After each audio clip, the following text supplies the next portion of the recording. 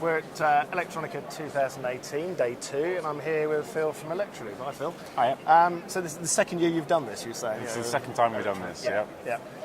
You're always at Productronica. Always at Productronica, correct. And this massive show, which is a little bit daunting for a visitor and exhibitor, I think, when you come around it.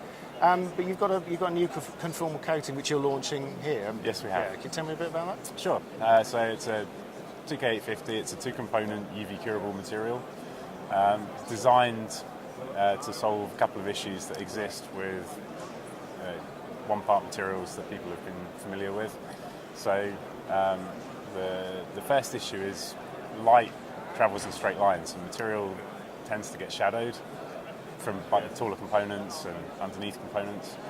And if it doesn't see the light, then it won't cure, and that can cause reliability risk. So with the two-component material, once they're mixed, they're going to react in a very predictable, very consistent fashion. Right. Whereas the single component materials usually have like a moisture activated reaction, then how long does that take to cure? And then the answer is, it depends. Oh, yes. That's what engineers love, right? Yeah, they don't. Yeah. So that's kind of the first thing. Second thing, it cures with LEDs or with standard existing microwave systems. Which gives users flexibility whether they've got existing equipment based on microwaves or whether they're looking to LED curing for the future. So that's another advantage. And then the final thing, with the two-component material, it's much more resistant to cracking during thermal shock testing, which is kind of a bit of an Achilles heel with the existing technology. So we've been kind of doing these things for a while now with the two-component materials. This is the latest evolution, and so it's still covering sharp edges of components is also historically difficult. That's something we've addressed now, so we get much better coverage, better protection. We're doing a live demo on our booth. So we've got a spray coating machine, we've got a LED curing unit, and then we've got a thickness checking system. So we can actually measure the thickness on any part of the board, on the edges of components, which is something that people have been looking for forever, because traditionally people have tested thickness on a flat substrate, bare board or something, and it's good. Well, what's the thickness on the edge of that component? I don't know. So again, so it's kind of bringing answers and bringing a bit of science to that, and some statistics that engineers love. So it's pretty exciting. That's good, and you're getting a lot of attention, I think, for that, aren't you? Which is good. Yeah. So your main customers are engineers, designers. A bit of both. Yeah. So it's normally quality people with problems. It's normally production guys with problems, or unusually, it's designers admitting that they have problems before before they get through like design verification, and then start failing in their final validation testing. They go, oh, how do we make this work? And so the ideal solution is from the start the product's designed to be coated. I'd love to say that's what normally happens, but it's not something that's normally thought about until pretty late in the design stage. Which is your job to sort that out, I guess, isn't it? So our tagline is the solutions people, and that's what we try and do: bring solutions to people with problems. I mean, and those problems are increasing, aren't they? Because tolerance is getting tighter. Everything is getting more complicated. It has to do more in a shorter time scale, in a smaller space. Exactly. Across the board. So, do you find designers are actually quite desperate for people to come along and solve these underlying issues that haven't been going away until you come up with these sort of products? I think we're seeing a change. So we are seeing that there's a history now of we've designed this, it didn't work, we needed to use coating, so now they're thinking about it from the start, which is good, because then they can do some things from a design point of view to make the production guys' lives easier, which makes everyone happier. Yeah, everyone's an easier life, don't they? And, so, how big is Electrolube now? It's a big company, isn't it? So we're a privately held UK business of 250 people. We've got factories in China, in India, and UK, obviously.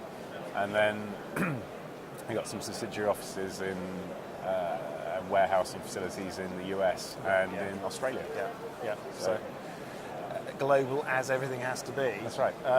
And those, the supply chains are getting longer, aren't they? And they're stretched, but they've got higher demands on them now. And I guess that you can respond to those. Yeah, is an important thing. Having material closer to the customer is always good. And then I guess as international tariffs can change depending on politics and things like this, having that ability to react and adapt is kind of crucial. So it is. I think that's the thing that can sorts the big boys out from the small players, isn't it? That you can cope with that, but in a sense you kind of expect those problems to come along, don't you? Some you don't see coming, but that one was. So the show's, it's a good show for you. I mean, it's a vast show. I don't know, how people come. Do you find that people are coming specifically to see you, or people just wandering by and think, oh, that's nice? We don't see many people wandering by. I've got a problem. Maybe you can help me. It's normally they'll turn up and I've got a problem. Can you help me?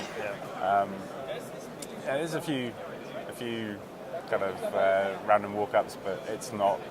It's a much more people with a mission. I think it has to be. It's just too big to just aimlessly wander around going all these things. It's great the show's going well for you. So a product like the new conform coating, how long does that take you to bring to market? It's one thing identifying the problems, but then you've got quite a lot of work to do to solve those issues. So